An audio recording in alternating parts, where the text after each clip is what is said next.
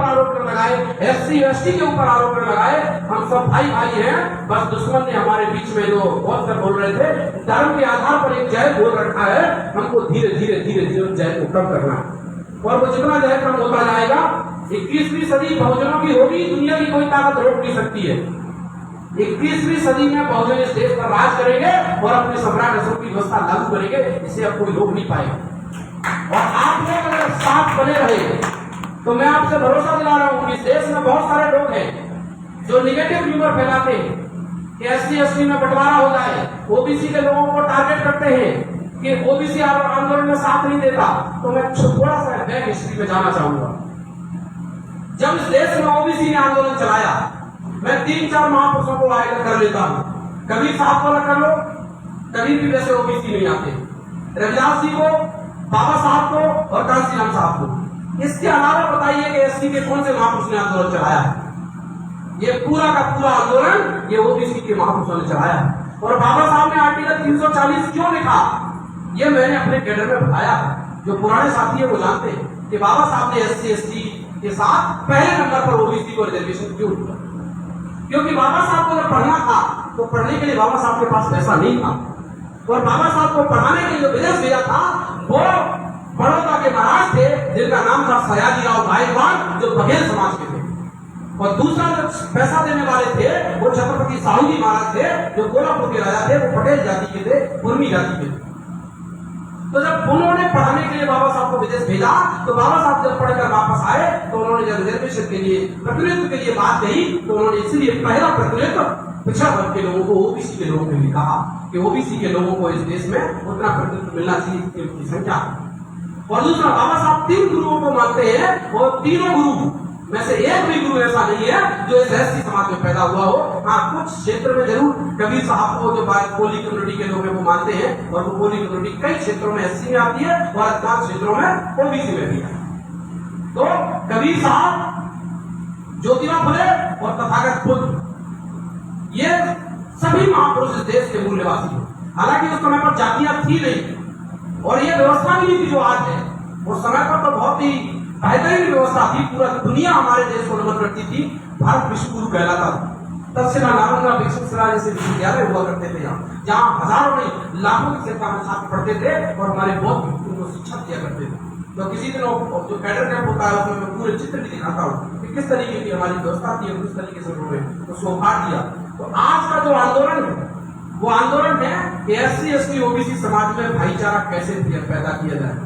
ये बात सच है कि हम सब लोग इस देश के मूल निवासी है, और इस देश का जो धर्म था वो बुद्ध का धर्म। लेकिन आज दुश्मन ने इतना फ्रिक्शन पैदा कर दिया है कि अगर OBC से जैसे ही धर्म की बात करो वो भड़क जाता है, और वो भड़कता नहीं है, उसको ब्राह्मण ने भड़का रखा है कि लोग आएंगे, और कौन आएंगे, बोले एक स्पेशल जाति के लोग आएंगे।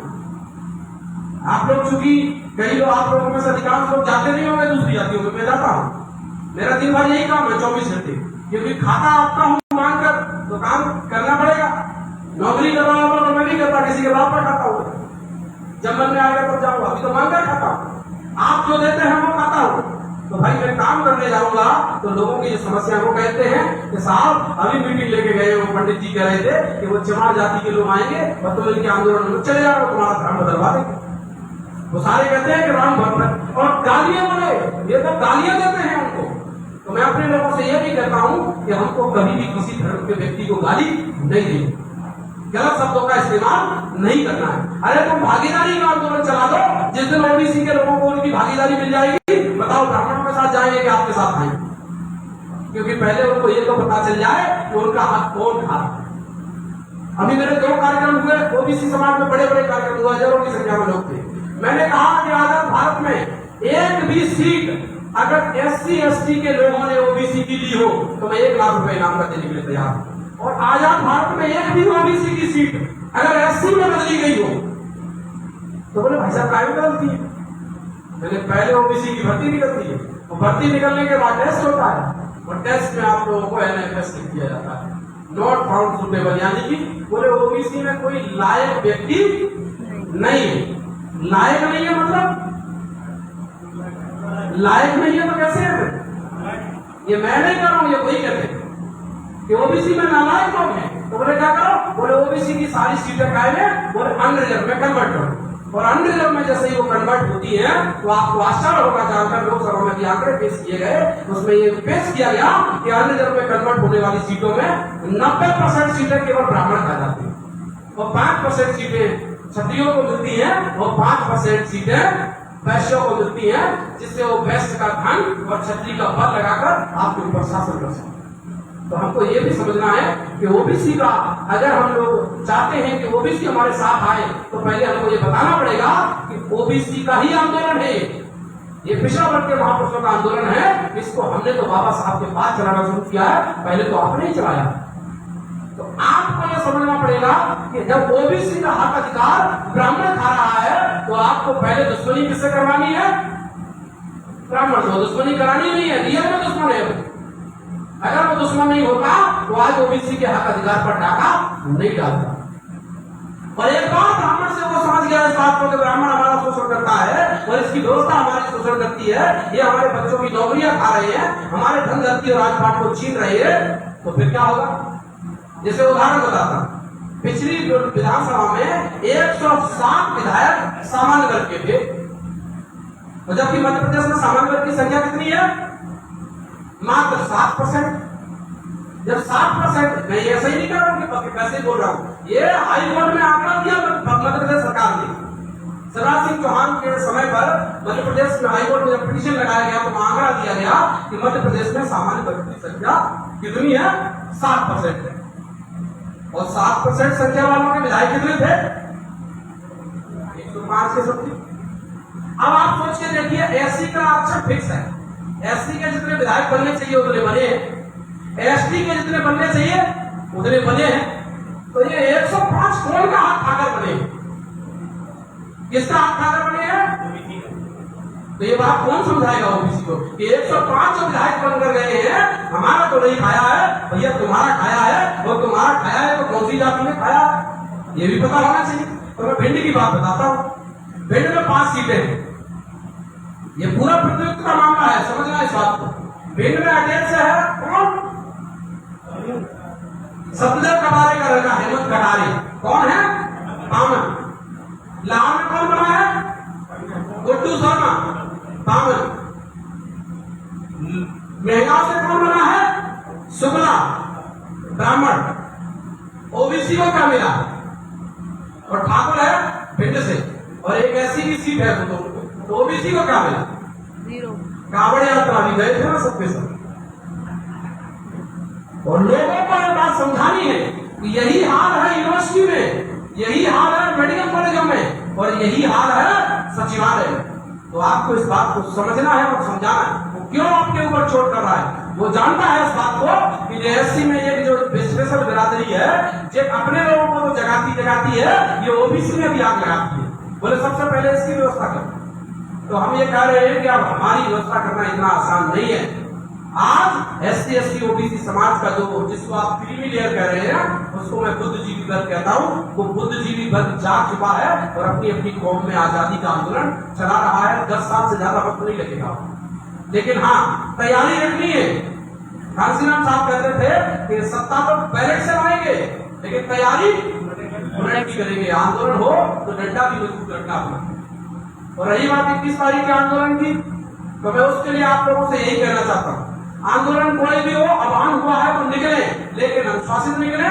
अपने जितने 100 लोगों का एक अगर झुंड जा रहा है तो उसका एक नेतृत्व करता चुने, उसके नेतृत्व में और रस्सी बनाकर निकले कि कोई बाहरी व्यक्ति हमारे आंदोलन में घुसपैठ नहीं कर पाए। और जैसा सर ने बोला कि कलेक्टर को ज्ञापन दे दे, ये कोई आंदोलन नहीं होता, शक्ति प्रदर्शन होता है।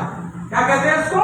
शक्ति प्रदर्शन। शक्ति प्रदर्शन। मैं कह रहा हूँ आप एक लीड में उठाना, हजारों की संख्या में केवल रोड से निकलकर कलेक्ट्रेट तक घूम के आ जाना, इनकी सरकार की चूल्हे मिल जाएंगे। और वैसे हमारे लोग कोई उम्मीद करते नहीं है, वो तो प्रायोजित लोग आते हैं हमारे आंदोलन में और हमारे आंदोलन को तहस नहस करते हैं। तो हमको उन पर भी नजर रखनी है। और अभी बहुत जल्दी देश में एक नई डेट आने वाली है, और वो ऐसी डेट नहीं आएगी, हर जिले में मीटिंगें होंगी उसके लिए, जैसे 2 अप्रैल को होगी। आपको याद होगा गाँव गाँव बैठे लोग मीटिंगें लेने के लिए, आप लोगों में से कई लोग गए।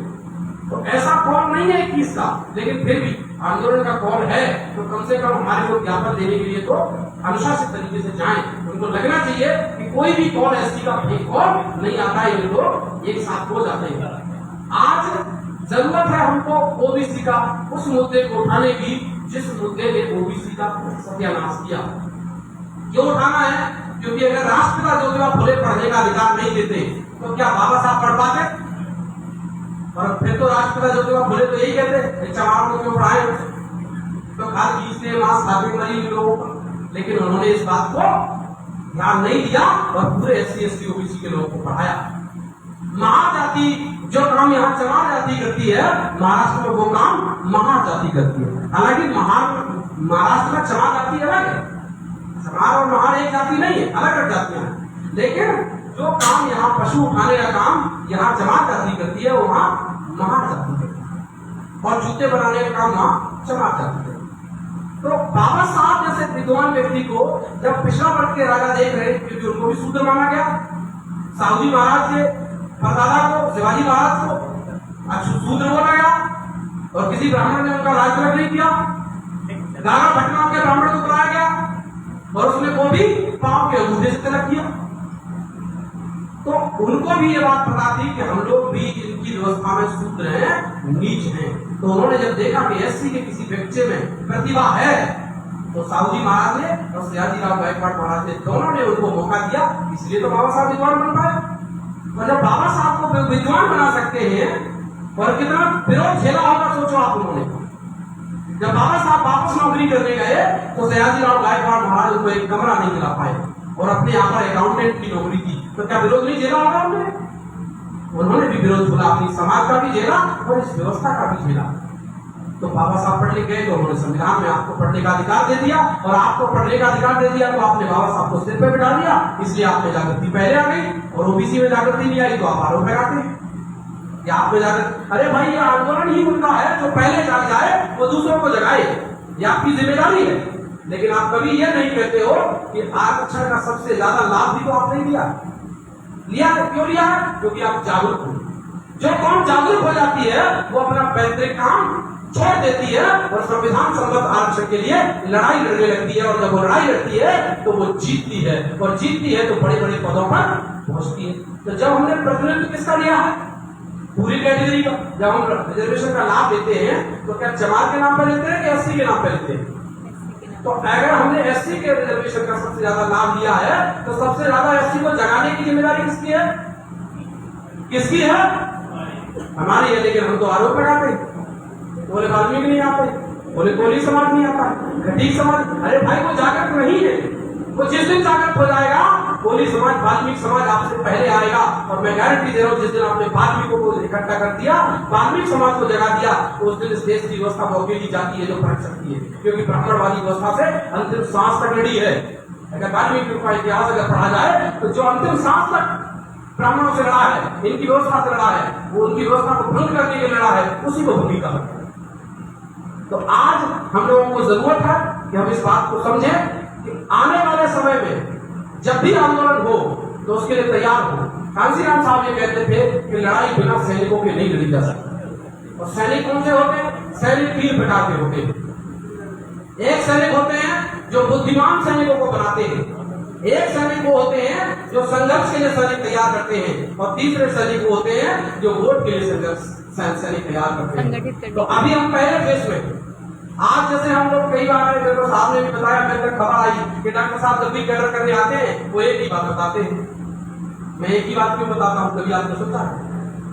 क्योंकि जो बात मैं आपको बताता हूँ वो बात आप बताने लायक हो जाओ।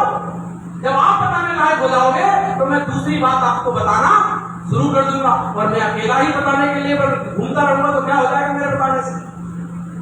तो कैडर का मतलब होता है प्रशिक्षक बनाना। जो प्रशिक्षण यहाँ आपको दिया जा रहा है वही बात आप दूसरों को जाकर समझाने के लायक बन जाए, तभी ना अगली कक्षा में प्रवेश मिलेगा। मैं कैडर को 4 स्टेज से तैयार कर चुका हूँ, लेकिन पहले कोई पहली स्टेज वाला तो आए जो कहे कि मैंने ये पहला कैडर पूरा सीख लिया है, समझ लिया है, और ये पूरा का पूरा कैडर में लोगों को समझाता हूँ, तो अपने आप उसको दूसरी बात बता दी जाएगी। तो ये काम एक व्यक्ति का नहीं है। इसीलिए कांसीराम जी ने बामसेव का निर्माण किया, और बामसेव के लोग गली गली गांव गांव जाकर कैडर लगाया करते थे। आप लोगों को याद हो, आज से 20 साल पहले गांव गांव में मोहल्ले मोहल्ले में कैडर चला करते थे, इसीलिए लोग तैयार हो रहे थे। आज कौन कैडर चला रहा है मुझे तो नहीं पता, मैं दतिया में देखता भी नहीं। मैं आप जिले को देख ही रहा हूँ कि चंबल सभा के ज्यादा बड़ा आपको नहीं देख रहा हूँ, लेकिन आज इन जिलों की अगर मैं स्थिति देखूं तो एक भी ऑर्गेनाइजेशन ऐसा नहीं है जो गांव गांव में या मोहल्लों में जाकर कैडर लगाने का काम करता हो।